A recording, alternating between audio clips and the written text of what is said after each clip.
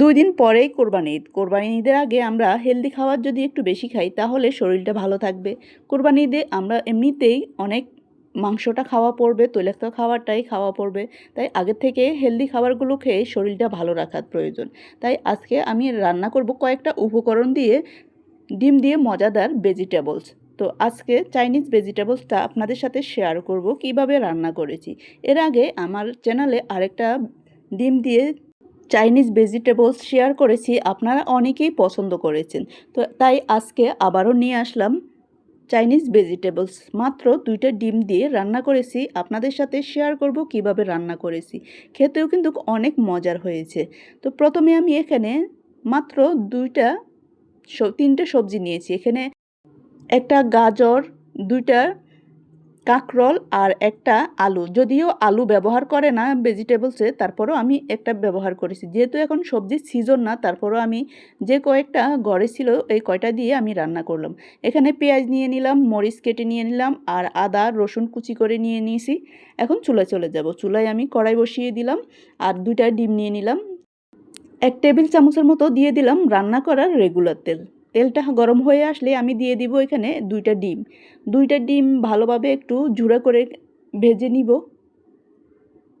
আপনারা কম বেশ করে রান্না করতে পারেন। আমি 2টা ডিম দিয়ে দিলাম। ডিমটা যখন একটু হয়ে আসবে আমি একটু ঝুড়া করে নিব। একবারে বেশি ঝুড়া করব না।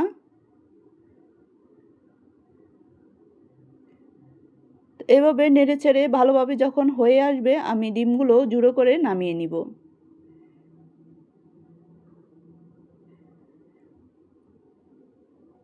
তো আমার দেখুন জুড়া হয়ে গেল, এখন আমি নামিয়ে নিব।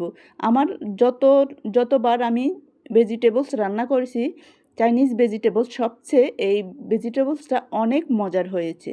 তো আমি এই ডিমগুলো নামিয়ে নিলাম। আবার এখানে 2 টেবিল চামচের মতো দিয়ে দিলাম রান্না করার তেল।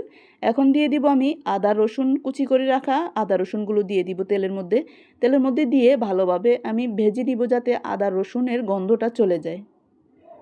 আমি একবারে কুচি কুচি করে কেটে নিয়েছি। এখানে হাফ টি স্পুন রসুন বাটা, হাফ টি স্পুনের মতো আদা কুচি, হাফ টি স্পুনের মতো রসুন কুচি। এখন ভালোভাবে আমি ভেজে নিব যাতে আদা রসুনের গন্ধটা চলে যায়। তো আদা রসুনের যখন ভাজা হয়ে যাবে এখানে আমি দিয়ে দিব সবজি। প্রথমে আমি দিয়ে দিব কাঁকরোলটা একটু সিদ্ধ হইতে সময় লাগবে। অন্য সবজিগুলো যেতটুকু সময় লাগবে তার চেয়ে বেশি লাগবে কাঁকরোলটা সিদ্ধ হতে। তাই আমি কাঁকরোলটা দিয়ে দিব। আপনারা চাইলে গরম পানিতে আলাদাভাবে সিদ্ধ করে নিতে পারেন। আমি আর আলাদাভাবে সিদ্ধ করলাম না, আমি এমনিতেই ভেজে নিব তেলের মধ্যে। তো চুলার আঁচটা একবারে হাই হিটে দিয়ে রান্না করতে হবে, তাহলে ভেজিটেবলসের কালারটা একবারে সঠিক থাকবে। তো আমি যখন হাফ সিদ্ধ হয়ে আসছে এখন আমি গাজর আর আলুটা দিয়ে দিলাম। আলুটা দিয়ে এখন নেড়ে চেড়ে একটু সিদ্ধ করে নিব। আর এক এক করে আমি মশলাগুলো দিয়ে দিলাম স্বাদ মতো লবণটা একটু সাথে দিয়ে দিলে তাড়াতাড়ি একটু সিদ্ধ হয়ে যাবে। তো আমি এই সবজিটা আর ঢাকনা দিব না। তো আমি আমার পছন্দ মতো সবজিটা কেটে নিয়েছি, আপনারা আপনাদের পছন্দ মতো কেটে নিতে পারেন। আমি একটু ভিন্ন স্টাইলে রান্না করতে গিয়েছিলাম। দেখতেও কিন্তু অনেক সুন্দর হয়েছে, খেতেও কিন্তু অনেক মজার হয়েছে। তো আমি দিয়ে দিলাম 1 টিস্পুনের মতো এখানে টমেটো সস, দিয়ে দিব 1 টিস্পুনের মতো সয়া সস। আমি সবজির মধ্যে একবারে ঢাকনা দিব না, দিয়ে দিব 1 টিস্পুনের মতো টক দই আর সয়া সস সব কিছু দিয়ে এখন আমি সবগুলোর সাথে মিশিয়ে নিব ভালোভাবে। টক দই না থাকলে আপনারা এখানে গুঁড়ো দুধ পানির সাথে মিক্সড করে একটু লেবু দিয়ে ব্যবহার করতে পারেন।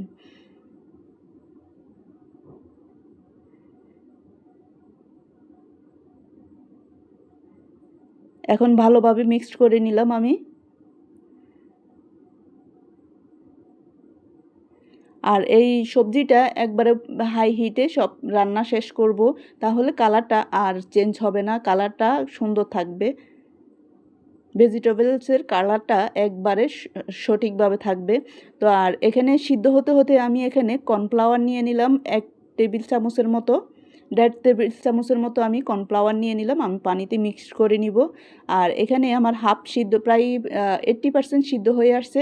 এখন আমি দিয়ে দিলাম পেঁয়াজ কুচি আর হলো মরিচ। এখানে জালটা আপনারা আপনাদের পছন্দ মতো ব্যবহার করবেন। তো আমি এই সবজির মধ্যে একটু জালটা একটু বেশি ব্যবহার করব, তাই একটু মরিচটাও একটু বেশি ব্যবহার করেছি। এখানে যেহেতু আমি মরিচের গুঁড়াটা ব্যবহার করি নাই, পুরোটাই রান্না করছি কাঁচা মরিচ দিয়ে। তো জালটা আপনারা আপনাদের পছন্দ মতো ব্যবহার করতে পারেন। এখানে আমি 2টা পেঁয়াজ দিয়েছি, পেঁয়াজটাও একটু মোটা মোটা করে কেটে দিয়েছি। দিয়ে দিলাম এখানে গোলমরিচ হাফ টিস্পুনের থেকে একটু কম। এখন নেড়ে চেড়ে ভালোভাবে কষিয়ে নিব।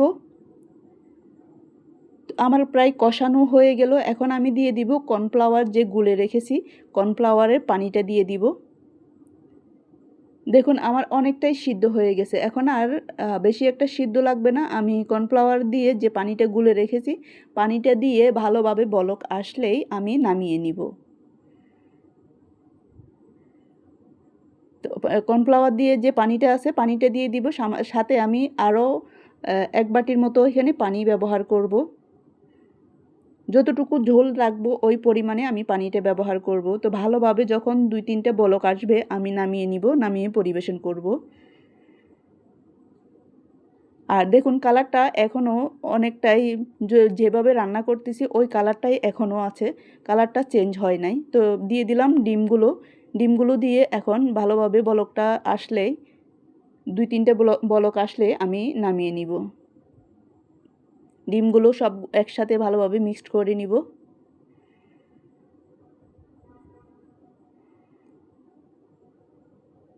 আমি পুরো রান্নাটা ঢাকনা না দিয়ে রান্না করেছি।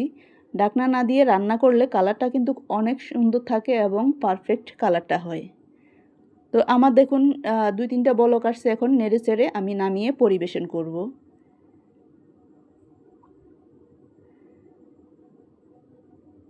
তো হয়ে গেল, এখন আমি নামিয়ে নিব। দেখুন কালারটা একবারে কি সুন্দর হয়েছে, আর খেতেও কিন্তু অসম্ভব মজার হয়েছে। তো আমার এই রেসিপিটি আপনাদের কেমন লাগলো, যদি ভালো লেগে থাকে লাইক কমেন্ট শেয়ার করে দিবেন। আর শুরু থেকে শেষ পর্যন্ত যারা যারা আমার সাথে ছিলেন সবাইকে অসংখ্য অসংখ্য ধন্যবাদ। আর আমার ভিডিওটি যদি আপনাদের ভালো লেগে থাকে লাইক কমেন্ট করে পাশে থাকবেন সবাই। যারা আমার এই ভিডিওটি দেখতেছেন, ভিডিওটি কেমন হয়েছে কমেন্টে জানাতে ভুলবেন না।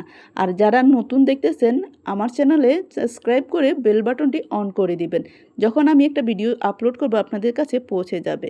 আর যারা পুরাতন দেখতেছেন কমেন্টে জানাতে ভুলবেন না আমার এই রেসিপিটি কেমন হয়েছে। আর বিশেষ করে এখন ঈদের আগে বা পরে এই হেলদি রেসিপিটা রান্না করে খেতে কিন্তু খুবই ভালো লাগবে, আর শরীরও ভালো থাকবে। সবাই ট্রাই করবেন। তো সবাই ভালো থাকবেন, সুস্থ থাকবেন। আল্লাহ হাফেজ, আসসালামু আলাইকুম। আবার দেখা হবে যে কোনো ভিডিওতে যে কোনো রেসিপি নিয়ে। এ পর্যন্ত সবাই সুস্থ থাকবেন। আল্লাহ হাফেজ।